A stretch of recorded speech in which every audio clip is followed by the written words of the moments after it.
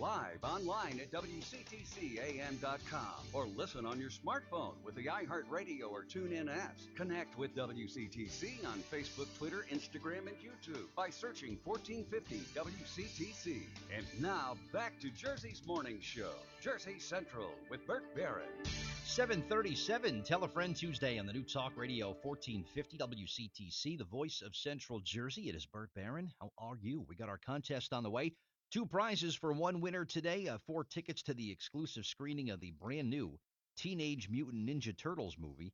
And also will include a bonus prize, 2 tickets to attend a comedy show in Old Bridge this coming Saturday night, the 3rd annual Laugh for Recovery comedy benefit at the Old Bridge Senior Center. Sounds like fun. Your chance to win both prizes is on the way.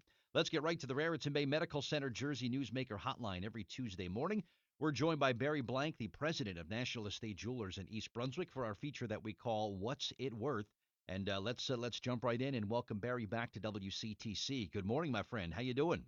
Good morning. I'm still waiting for spring. Yeah, it'll get here. I'm told by about Thursday or so we'll get it there. That sounds good. Sounds Yeah, good to me. absolutely. Hey, I've always wondered this, Barry, and maybe you could settle this for me. Number one, is platinum the most precious metal in the world? And what's worth more, gold or platinum? Which one you want to address first? Is it platinum? Platinum is probably one of the most precious metals in the world as to jewelry making.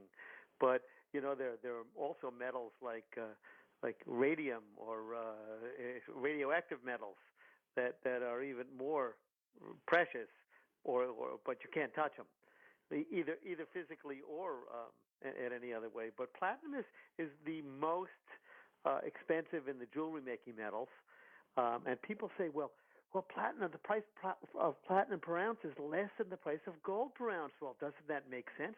That platinum is not the most expensive metal? Well, it still is, though, because when we talk about working with platinum in jewelry, we talk about 90% pure platinum, 10% other metals. In gold, most gold is worked in this country is 14 karat, which was only 58% gold, and 41.5 other metals. So actually, platinum is a more expensive metal in jewelry. See, I would feel better if I had an ounce of platinum. I'd be like, you only got gold. I have an ounce of platinum. I have more, but not necessarily true. Right. Well, an ounce of gold is over $1,200 an ounce. An ounce of platinum, and we're talking the pure metal, not the jewelry making metal, okay, is a little around $1,000 an ounce. So outwardly, it looks like platinum is less expensive, but in jewelry making, platinum is more expensive. Gotcha. Okay. Well, that settles that. All right. Now I can sleep at night knowing the difference. Okay. Yeah. Let's talk about diamonds, Barry. What gives a diamond more value than another diamond? I know there's a lot of factors that come into the value of a diamond, but can you break that down for us? It's actually more complex than most people think. When I get people shopping for a diamond in my store, they say, well, I want a 1 carat, 50, 1.5 carat GVVS1. And, you know, these colors and clarities are always very important evaluating stones, but you got to look at the stone, too, as I'll call it its sex appeal. Do you like the way the stone looks? You can't just go by color and clarity. Indeed, color being the highest color that Gemological Institute of America uses is a D for David, and that means it shows no color when compared to other known diamonds of known color. And GIA has a color grading master diamond for every color from D to Z.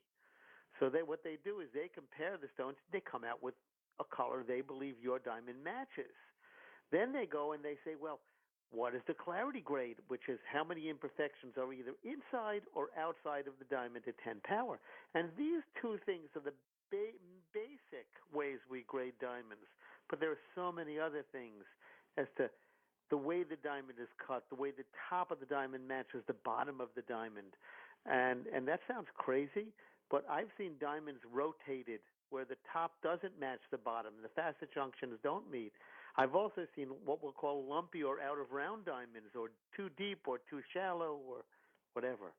So these are all very, very important factors. So the 4 C's, cut, color, clarity, and carat, they don't all carry equal weight when it comes to determining the value of a diamond? They don't carry equal weight. Color is by far the most important, but I've seen really ugly diamonds that are decolor, and and you just can't. You have to.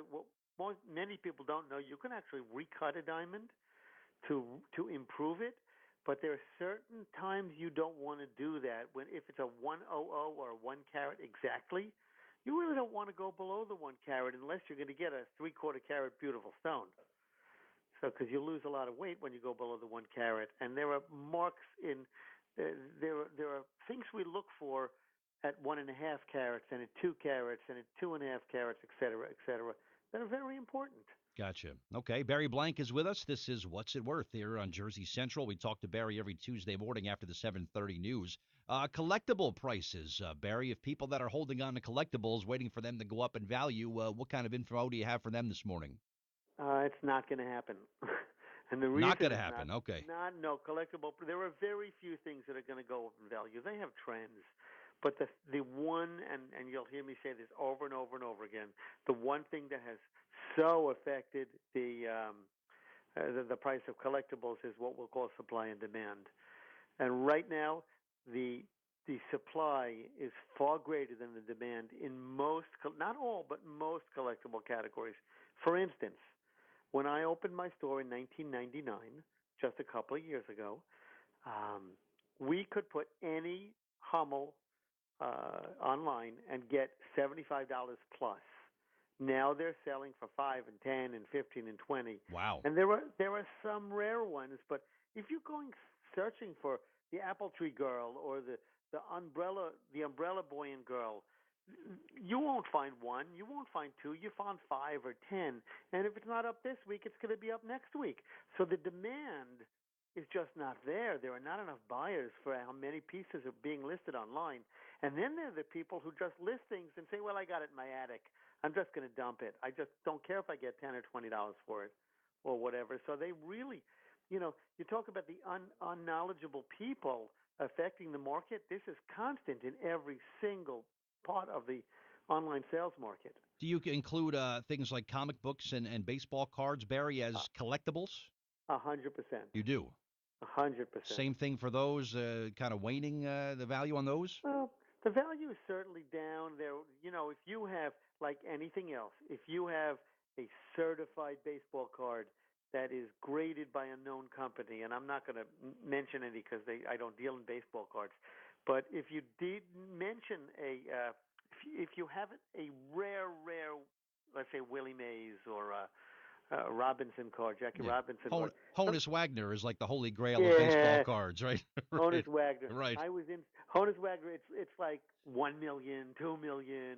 Right. You know. Matter of fact, I was in somebody's house and he showed me a Honus Wagner card and I said, No way. and Really? he said, yeah, he said he has a friend who wanted to buy it for like $500,000, and I said, Wow. okay, so tell me why is it sitting here?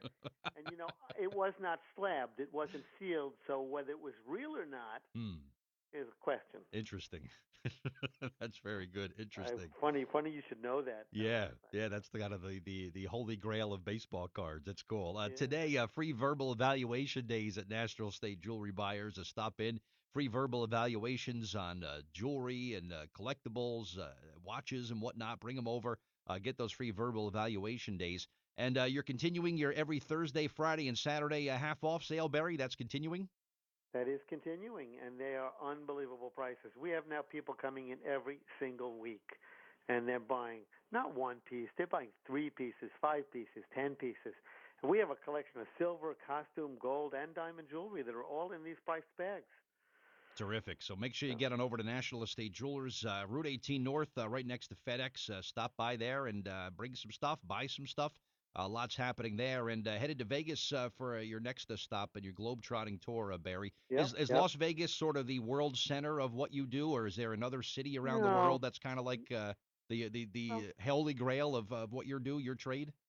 well, we do. I do shows in Miami Beach, in Miami downtown. I do shows in New York City, and I'm contemplating. I don't know if it's going to happen this year, but I think Hong Kong next year. Wow. Have you been there before? Never been there, and How I exciting. hear that I have some friends that live there, and they keep saying, "Come on, we'll work for you. We'll translate for you. We'll do it." Right. Sounds like fun. Excellent. It does. Barry, speaking of fun, always fun to talk to you on Tuesday mornings. And thank you again. And we'll talk next week. All right? Sure. All right. Thank you. All right. Barry Blank, my guest on the Raritan Bay Medical Center.